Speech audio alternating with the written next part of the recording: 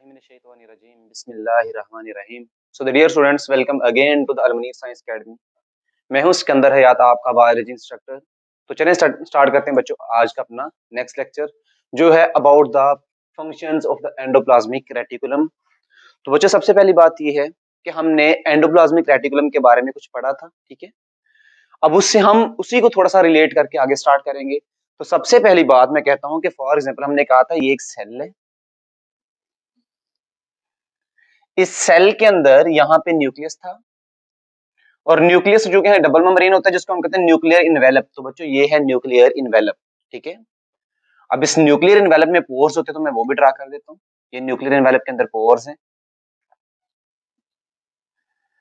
अच्छा, तो बच्चों इसमें हमने देखा था कि जो उसकी आउटर बाउंड्री है, मतलब इस न्यूक्लियर इन्वेलप की जो आउटर मेम्ब्रेन है, इसके साथ से ही स्टार्ट हो जाता है एंडोप्लाज्मिक रेटिकुलम, ठीक है।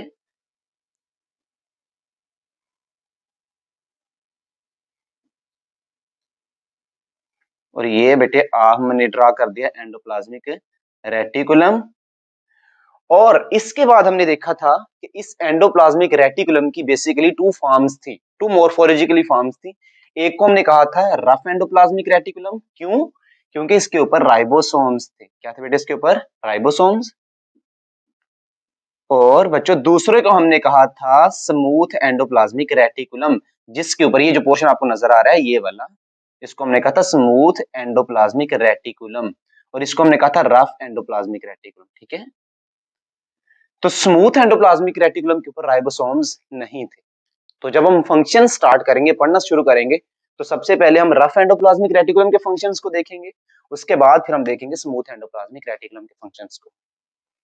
तो बच्चों आपके ज़हन में फौरन आ गया होगा कि सर इस रफ एंडोप्लाज्मिक रेटिकुलम के ऊपर राइबोसोम्स हैं। अगर राइबोसोम्स है तो इसका मतलब ये भी प्रोटीन्स ही बना रहे होंगे। तो हमने बच्चों देखा था कि वाकई कि राइबोसोम्स बेसिकली टू फॉर्म्स में पाए जाते हैं। वन, पहला क्या है जी? वो राइबोसोम जो साइटोप्लाज्म के अंदर फ्रीली फिर रहे हैं, जैसे ये फ्रीली फिर रहे हैं, ठीक है, फ्रीली मूव कर रहे हैं।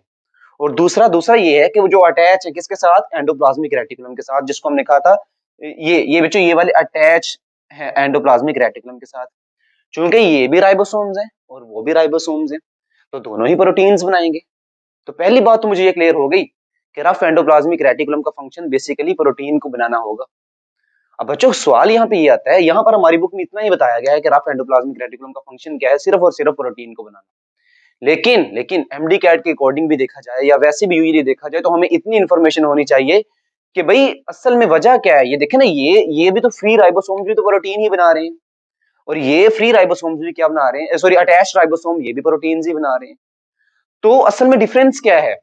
ये वाले अगर ये वाले राइबोसोम्स हैं, तो ये इसके साथ क्यों अटैच नहीं हुए, या ये वाले राइबोसोम्स ये फ्री क्यों नहीं फिर रहे? तो बेटा इसमें थोड़ा सा डिफरेंस है, और वो डिफरेंस को हम क्लियर करने के लिए एक छोटी सी स्टोरी में बताता हूँ आपको।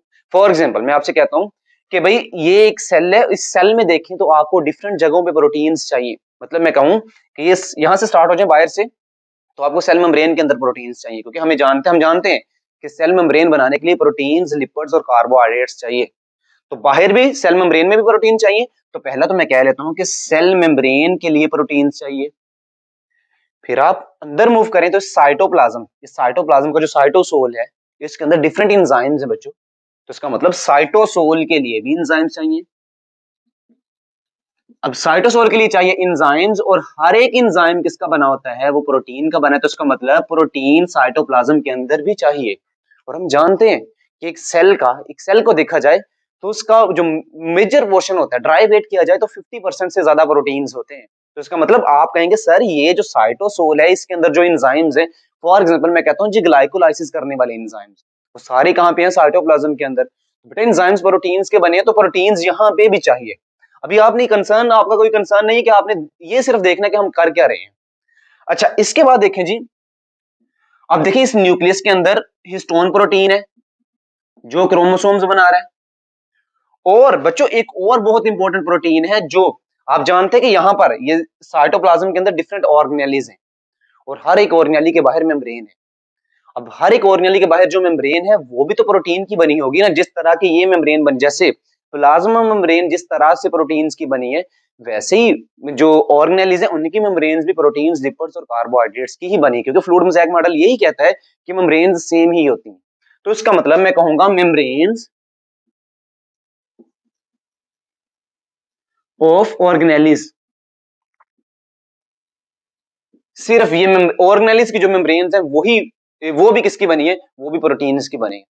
तो इसका मतलब मैं कहूंगा एक सेल के बारे में देखा जाए तो इतने तरह इतनी डिफरेंट फॉर्म्स में हमें प्रोटीन्स चाहिए। लेकिन बच्चों एक सेल प्रोटीन को खारिज भी तो करता है ना, सेल प्रोटीन को खारिज भी करता है। तो इसका मतलब जैसे मैं कहूँ हार्मोन्स खारिज हो रहे हैं, फॉर एग्जांपल इंसुलिन, इंसुलिन कौन खारिज कर रहा है, पेंक्रियाज, और पेंक्रियाज के सेल्स बेसिकली प्रोटीन को खारिज कर रहे हैं, उस इंसुलिन को खारिज कर रहे हैं। तो इसका मतलब मैं ये कहूंगा कि भाई प्रोटीन्स की जरूरत ये भी है कि सेल्स जो है ना प्रोटीन्स को खारिज करता है। तो इसका मतलब मैं कहूंगा सेक्रेटरी प्रोटीन, सेक्रेटरी प्रोटीन्स। अब इतनी डिफरेंट तरह के प्रोटीन्स है, आए हम देखते हैं कि कौन से प्रोटीन्स ये वाले फ्री राइबोसोम्स बनाएंगे और कौन से प्रोटीन्स बाकी सारे राइबोसोम जो ये अटैच्ड राइबोसोम्स है ये बनाएंगे। तो चलें जरा स्टार्ट करते हैं। तो मैं आपको बताऊं कि ये जो फ्री राइबोसोम्स हैं ये वाले इनके पास मैसेंजर आरएनए के जरिए मैसेज आता है। जाहिर सी बात है, हमें पता है कि डीएनए से, जैसे ये डीएनए है तो इस डीएनए से मैसेज जाएगा मैसेंजर आरएनए के पास, और मैसेंजर आरएनए उसी मैसेज को लेके जाएगा जी राइबोसोम्स के पास, तो राइबोसोम्स उसी की कोडिंग प्रोटीन्स बनाएंगे। तो सारे के सारे जो फ्री राइबोसोम्स हैं, ठीक है, वो फ्री राइबोसोम्स ऐसे प्रोटीन्स बनाएंगे जो सिर्फ साइटोप्लाज्म के अंदर यूज होने हैं। मतलब साइटोप्लाज्म के अंदर जो प्रोटीन्स यूज होने हैं वो कौन बनाएगा, वो फ्री राइबोसोम्स बनाएंगे। इसके अलावा बाकी प्रोटीन्स देखा जाए, चाहे ये सेल मेम्ब्रेन वाले प्रोटीन्स हैं ये वाले, या वो हिस्टोन वाले प्रोटीन है जो यहाँ पे इस्तेमाल होने हैं, या मेम्ब्रेन ऑफ ऑर्गेनेलिज, तमाम ऑर्गेनेलिज की मेम्ब्रेन्स के लिए प्रोटीन्स चाहिए, या बच्चों उसके लिए सेक्रेटरी प्रोटीन जो बाहर खारिज करने हैं वो वाले प्रोटीन्स। तो वो सारे के सारे प्रोटीन्स कौन बनाएगा, वो वाले राइबोसोम्स बनाएंगे जो अटैच इसके साथ एंडोप्लाज्मिक रेटिकुलम के साथ। ये फंक्शन आपने ध्यान से याद रखना है कि मैं आपसे कहता हूं कि इंसुलिन कौन बनाता है तो आप कहेंगे राइबोसोम, मैं आपसे कहता हूं कौन सा राइबोसोम, आप फौरन कहेंगे सर जो रफ एंडोप्लाज्मिक रेटिकुलम के साथ राइबोसोम है। अब थोड़ी सी इसकी लॉजिक ये सुन लें कि आप कहेंगे सर ये वाले असल में ये वाले ऐसा क्यों कर रहे हैं। तो बच्चों जब जब हमने प्रोटीन्स को सेल के बाहर भेजना है या हमने प्रोटीन्स को यूज करना है मेम्ब्रेन्स बनाने के लिए, तो उन प्रोटीन्स को बड़ी सेफली जगहों पे पहुंचाना चाहिए। मतलब मैं कहता हूं यहां पर प्रोटीन्स को आपने भेजना है ना, तो आपने यहां से बनाने के बाद यहां तक भेजना है। तो अल्लाह ताला ने ये एंडोप्लाज्मिक रेटिकुलम बनाया है, इसमें क्या होगा कि इसमें ये जो प्रोटीन्स बनेंगे फौरन इस एंडोप्लाज्मिक रेटिकुलम के ल्यूमेन के अंदर चले जाएंगे। जब ल्यूमेन के अंदर जाएंगे तो इसको बाद में फिर हम यहां से प्रोटीन को भेजेंगे किसके पास, गोल्जी प्लेटस के पास। अब जब गोल्जी प्लेटस के पास चले जाएंगे तो गोल्जी प्लेटस क्या करेगा, इनकी पैकिंग करके, क्या करके बेटे, ये जैसे मैं ये क्या बाहर इन्वेलप लगा दिया, अंदर प्रोटीन्स है, इनको पैकिंग करने के बाद फिर बाहर भेजेगा। तो चूंकि हमने इनकी पैकिंग करने वाला सारा का सारा मैकेनिज्म देखा है और ये वाला सारा का सारा मैकेनिज्म इन फ्री राइबोसोम्स के पास नहीं है, इसीलिए याद रखो बच्चों फ्री राइबोसोम्स सिर्फ वो प्रोटीन्स बनाएंगे जो कहां पे इस्तेमाल होने हैं, साइटोप्लाज्म के अंदर। कोई ऐसा प्रोटीन उन्होंने नहीं बनाना जो आपने बाहर भेजना है या मेम्ब्रेन्स के लिए चाहिए। और बेटे अल्लाह ताला ने कितना अच्छा सिस्टम बनाया हुआ है, ये देखो जरा। समझने वाली बात यह है कि चूंकि हम जानते हैं कि राइबोसोम्स चाहे वो फ्री हैं या वो रफ एंडोप्लाज्मिक रेटिकुलम के साथ अटैच हैं, सभी राइबोसोम्स के लिए जो प्रोटीन्स बनाने वाला मैसेज आ रहा है न्यूक्लियस से, इनके लिए भी न्यूक्लियस से ही मैसेज आ रहा है और इस इन इन राइबोसोम्स के लिए भी न्यूक्लियस से ही मैसेज आ रहा है। तो अल्लाह ताला ने ये सारी की सारी इंफॉर्मेशन न्यूक्लियस के अंदर स्टोर की हुई है। अब जो जीन आता है उस जीन को पता होता है कि मैंने ये मैसेंजर आरएनए किस राइबोसोम के पास भेजना है, फ्री वाले के पास भेजना है या रफ एंडोप्लाज्मिक रेटिकुलम के साथ अटैच वाले के पास भेजना है। तो ये सारी इंफॉर्मेशन कौन कंट्रोल कर रहा है, ये न्यूक्लियस, और इसीलिए हम न्यूक्लियस को कहते हैं it is called the brain of the cell. ये सेल का जो एक किस्म का ब्रेन है। अब जरा स्टार्ट करते तो हमने पहली बात देख ली कि सेंसिस ऑफ प्रोटीन्स किसका काम है, वो रफ एंडोप्लाज्मिक रेटिकुलम का काम है। और ये कौन से प्रोटीन्स बनाएंगे, स्वाय साइटोप्लाज्म के बाकी सारे के सारे प्रोटीन्स ये बनाएंगे। जो एंडोप्लाज्मिक रेटिकुलम के साथ अटैच राइबोसोम्स प्रोटीन्स बना रहे हैं वो वाले सारे के सारे प्रोटीन्स या तो बाहर जा रहे हैं या फिर वो मेम्ब्रेन्स का हिस्सा बन रहे हैं। तो बेटे मैं आपको एक बात बता दूं, क्यों वो बात ये है कि हम जानते हैं कि जो गोल्जी प्लेटस है ये डिफरेंट ऑर्गेनेलिज बनाता है, जैसे वैक्यूल है, पैरोक्सिसोम्स है या ग्लाइकोक्सिसोम्स। वो जो डिफरेंट ऑर्गेनेलिज मर रही हैं, अब उन ऑर्गेनेलिज की मेम्ब्रेन्स के अंदर भी प्रोटीन्स, कार्बोहाइड्रेट और लिपिड चाहिए। तो प्रोटीन आते हैं यहाँ से, प्रोटीन आते हैं यहाँ से रफ एंडोप्लाज्मिक रेटिकुलम से। आप देखेंगे स्मूथ एंडोप्लाज्मिक रेटिकुलम क्या बनाएगा जी, लिपर्ड्स बनाएगा। वो लिपर्ड्स बनाने के बाद भेज देगा किसके पास, गोल्जी प्लेटस के पास। यहाँ पर कार्बोहाइड्रेट होते हैं, उसके बाद ये कार्बोहाइड्रेट का मतलब है ग्लूकोज वगैरह, ठीक है। अब वो यहाँ से प्रोटीन्स यहाँ पे आएंगे तो लिपिड के साथ मिलेंगे तो क्या बनाएंगे, ग्लाइकोप्रोटीन्स। और ये कार्बोहाइड्रेट जब इधर आएंगे तो ये ग्लूकोज वगैरह के साथ मिलके क्या बनाएंगे, ग्लाइकोलिपिड्स। तो इसका मतलब ग्लूकोज के यूनिट्स इन यहाँ से आने वाले प्रोटीन्स के साथ मिलके क्या बनाएंगे, ग्लाइकोप्रोटीन्स। और यहाँ से आने वाले लिपिड्स के साथ मिलके क्या बनाएंगे, ग्लाइकोलिपिड्स। तो इसका मतलब आपने क्या किया है, आपने जो सेल मेम्ब्रेन के लिए रिक्वायर्ड कंपोनेंट्स हैं वो बना लिए। अब जब रिक्वायर्ड कंपोनेंट्स बना लें तो इसका मतलब अब ये गोल्गी प्लेटस क्या करेगा, मुख्तलिफ ऑर्गेनेल्स को बना देगा। तो याद रखना बहुत इंपॉर्टेंट बात है ये कि डिफरेंट जो ऑर्गेनेल्स बन रही हैं वो कहाँ पे है, वो भी तो साइटोप्लाज्म के अंदर ही है ना। मतलब जो पेरोक्सिसोम्स हैं या ग्लाइओक्सिसोम्स हैं या हम देखें जी वैक्यूल है, वो साइटोप्लाज्म के अंदर है। तो इसका मतलब मैं ये कहूंगा कि रफ एंडोप्लाज्मिक रेटिकुलम से बनने वाले प्रोटीन्स इस साइटोप्लाज्म के अंदर भी रह सकते हैं और बाहर भी भेजे जा सकते हैं। ये सिर्फ काफी नहीं है कहना कि भाई सारे के सारे प्रोटीन्स आप बाहर भेज रहे हो या आप मेम्ब्रेन्स का हिस्सा बना रहे हो। तो एक्चुअली चूंकि ये सारी ऑर्गेनेल्स जो यहाँ से बन रही हैं उनके अंदर कौन से प्रोटीन्स हैं जो यहाँ से आए हैं और वो सारे के सारे प्रोटीन साइटोप्लाज्म के अंदर हैं। So I can say that two types of the proteins are formed. One is the extracted from the cells, जो सेल से बाहर फेंक दिए जाते हैं, and one is that which are stored in the cell in the form of the organelles। तो हमने देख लिया कि साइटोप्लाज्म के अंदर जो ये पड़ा हुआ एंडोप्लाज्मिक रेटिकुलम है, इसके ऊपर जो राइबोसोम्स अटैच हैं, ये प्रोटीन्स बनाते हैं और इनका क्या काम है। आइए नेक्स्ट मूव करते हैं। तो ये बेसिकली हमारे पास हो गया जी स्मूथ रफ एंडोप्लाज्मिक रेटिकुलम। तो आइए जरा देखते हैं अब हमारे पास फंक्शंस आ गए जी स्मूथ एंडोप्लाज्मिक रेटिकुलम के। स्मूथ एंडोप्लाज्मिक रेटिकुलम के इसके ये डिफरेंट फंक्शंस हैं। तो पहली बात, मेटाबॉलिज्म ऑफ लिपिड्स। बेटा मेटाबॉलिज्म क्या होता है, कोई भी बॉडी के अंदर जो रिएक्शन होता है वो मेटाबॉलिज्म होता है। और मेटाबॉलिज्म की दो टाइप्स हैं, one is the anabolism and other one is the catabolism. Anabolism में क्या होता है, छोटी चीजें मिलकर बड़ी बनाती हैं, तो ऐसा ही होता है। यहाँ पर क्या होगा कि लिपिड्स की फॉर्मेशन होगी, मतलब छोटी चीजें, जैसे मैं कहूँ जी ग्लिसरॉल छोटे हैं, फैटी एसिड्स छोटे हैं, वो मिलके क्या बनाएंगे, लिपिड्स। तो लिपिड्स की सेंसिस कहाँ पे हो रही है, स्मूथ एंडोप्लाज्मिक रेटिकुलम में। तो पहला फंक्शन इसका देखना है कि लिपिड्स की सिंथेसिस कहां पे हो रही है, स्मूथ एंडोप्लाज्मिक रेटिकुलम के अंदर। आपको जितने लिपिड्स मिल रहे हैं, ऑयल्स, फैट्स या फॉस्फोलिपिड्स वगैरह, वो सारे के सारे कौन बना रहा है, वो स्मूथ एंडोप्लाज्मिक रेटिकुलम बना रहा है। और याद रखो बच्चों, अब आपको इस चीज का आइडिया हो गया होगा कि ये जो एंडोप्लाज्मिक रेटिकुलम है ये कितनी इंपॉर्टेंट ऑर्गेनेल है। रीजन इज दैट कि रफ एंडोप्लाज्मिक रेटिकुलम ने बहुत ज्यादा इंपॉर्टेंट प्रोटीन्स बनाए हैं। और इन्होंने क्या किया, स्मूथ एंडोप्लाज्मिक रेटिकुलम ने सबसे पहला फंक्शन हमने देखा कि इसने तो बहुत ज्यादा अच्छे लिपिड्स बना दिए। और वो लिपिड्स क्या है, इसको हम कहेंगे मेटाबॉलिज्म। मेटाबॉलिज्म के अंदर मैंने क्या बताया, एनाबॉलिज्म। एनाबॉलिज्म में क्या है, छोटी चीजें मिलके बड़ी चीजें बना रही। और वो छोटी चीजें क्या है, ग्लिसरॉल और फैटी एसिड्स मिल रहे हैं और क्या बना रहे हैं, हमारे पास लिपिड्स बना रहे हैं। तो पहला फंक्शन हो गया जी, लिपिड्स बना रहे हैं। और आप देख रहे हैं प्रोटीन्स बन के इसके पास आ गए, गोल्जी प्लेटस के पास। लिपिड्स बन के वो भी गोल्जी प्लेटस के पास आ गए। अब गोल्जी प्लेटस के पास कंपोनेंट्स हैं, वो इनको मिलाएगा और ऑर्गेनेल्स बनाता जाएगा, क्योंकि ऑर्गेनेल्स की मेम्ब्रेन के लिए यही तो चाहिए मेन चीजें, प्रोटीन्स और लिपिड्स और साथ में कार्बोहाइड्रेट्स के पास आ जाते हैं। नेक्स्ट मूव करते हैं हम detoxification of the harmful chemicals.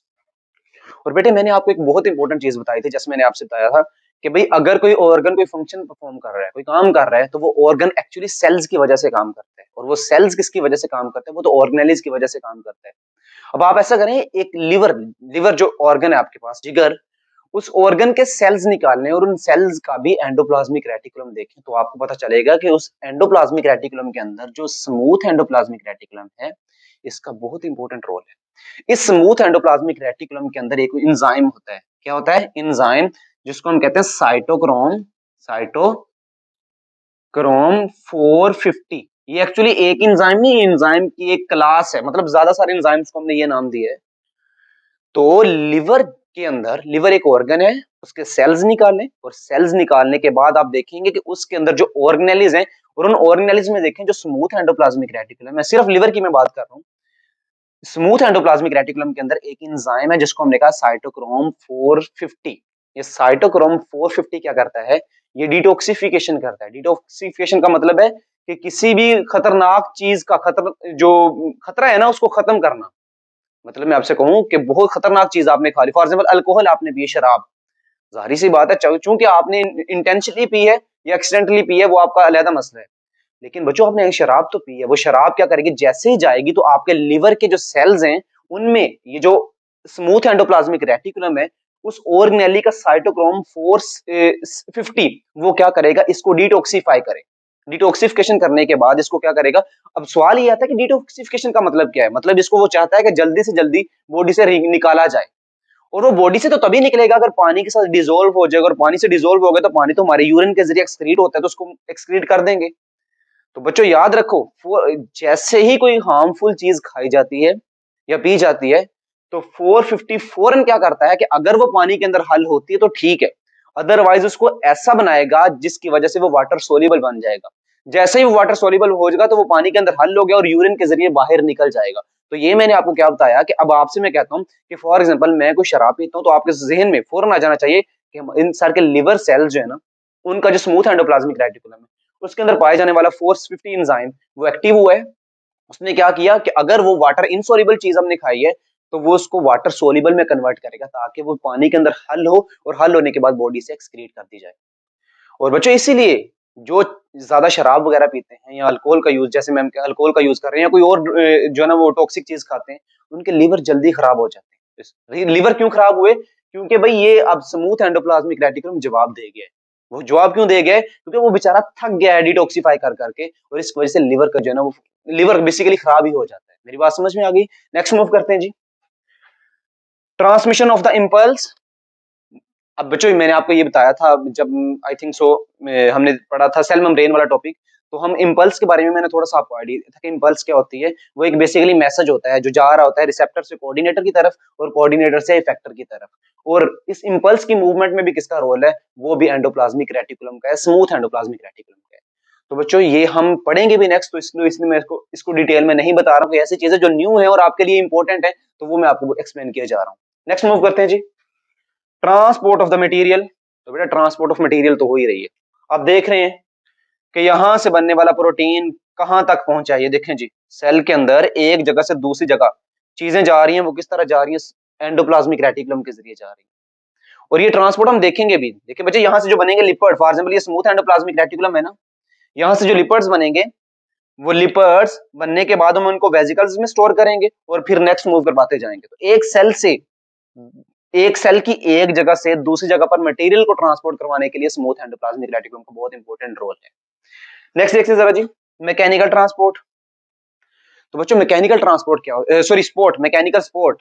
Mechanical sport का क्या मतलब है? मैं आपसे कहता हूं कि आपकी सेल मेम्ब्रेन उतार दी जाए, सेल की सेल मेम्ब्रेन उतार दी जाए, आप सर हमारा सेल ही जिंदा नहीं रहेगा। तो इसका मतलब सेल मेम्ब्रेन इतनी इंपॉर्टेंट है क्योंकि वो सपोर्ट प्रोवाइड कर रही है, मैकेनिकल सपोर्ट प्रोवाइड कर रही है। जैसे पूरे के पूरे एनिमल्स हैं, उनमें सेल वॉल तो है नहीं, तो सपोर्ट वाला काम कौन कर रहा है? वो तो सेल मेम्ब्रेन ही कर रही है ना। तो बच्चों चूंकि चाहे वो प्लाज्मा मेम्ब्रेन हो या वो किसी ऑर्गेनेली की मेम्ब्रेन हो, सबको प्रोटीन के लिए किसकी जरूरत है? एंडोप्लाज्मिक रेटिकुलम के, रफ एंडोप्लाज्मिक रेटिकुलम की। और लिपर्स के लिए किसकी जरूरत है? स्मूथ एंडोप्लाज्मिक रेटिकुलम की। तो याद रखिएगा, कोई भी मेम्ब्रेन तब तक नहीं बन सकती जब तक एंडोप्लाज्मिक रेटिकुलम काम ना करे। तो बहुत इंपॉर्टेंट बात है कि इसका मतलब अगर ये एंडोप्लाज्मिक रेटिकुलम होगा तो रफ एंडोप्लाज्मिक रेटिकुलम से प्रोटीन्स बनेंगे, स्मूथ एंडोप्लाज्मिक रेटिकुलम से लिपिड्स बनेंगे, और वो प्रोटीन्स और लिपिड्स ही मेम्ब्रेन्स को दी जाएंगी और मेम्ब्रेन्स मैकेनिकल सपोर्ट प्रोवाइड करेगी। तो ये बहुत इंपॉर्टेंट पॉइंट है।